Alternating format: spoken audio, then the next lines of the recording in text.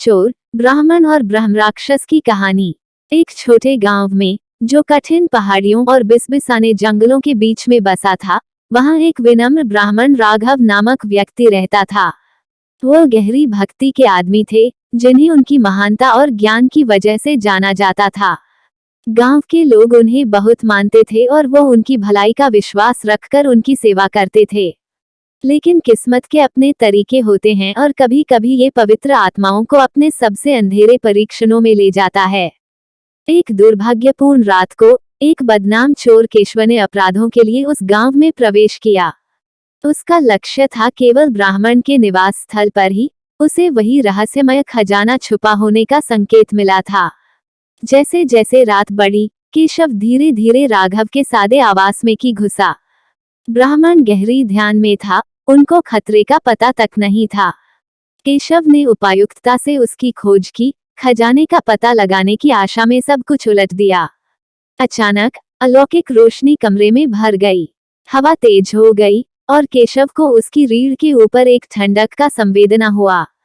एक दहाड़ीला आकृति पर केशव की नजर पड़ी।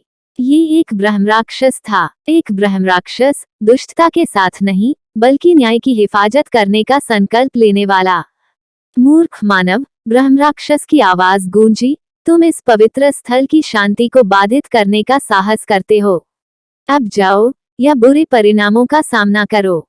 डर से प्रेरित केशव ने भागने की कोशिश की, लेकिन ब्रह्मराक्षस की शक्ति बहुत ज्यादा थी। वो फंस गया। ब्राह्मण, जो घटना की आवाजों को महसूस कर रहे थे, कमरे में दौड़ा आए और परिस्थिति को देखा।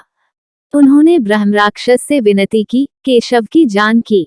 ब्रह्म राक्षस ने उसे बक्सा पर एक शर्त पर कि उसको अपराध की जिंदगी को छोड़कर धर्म के मार्ग में अपना दिल देना होगा।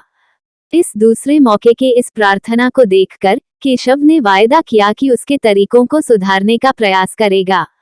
राघव, हमेशा दयालु आत्मा, ने केशव को अपनी छाया में लिया। समय के साथ केशव बदल गया। उसने ब्राह्मण के शिष्य के रूप में जीवन जिया, करुणा, विनम्रता और भक्ति की दिशा में आगे बढ़ा।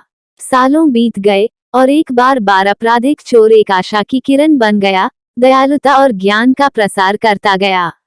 गांव उसका डर नहीं रखता था, बल्कि उसका सम्मान करता और उसकी प्रशंसा करता था। ब्रह्मराक्षस अपने कर्तव्य को पूरा कर चुका, गायब हो गया, एक गांव को छोड़कर जिसे पुनर्धारण की शक्ति ने आशीर्वादित किया था।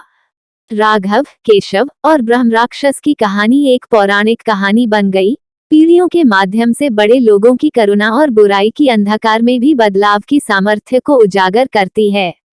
ये दर्शाता है कि भलाई की विजय, अंधेरे के दिल में भी किसी के साथ कुछ अच्छा हो सकता है।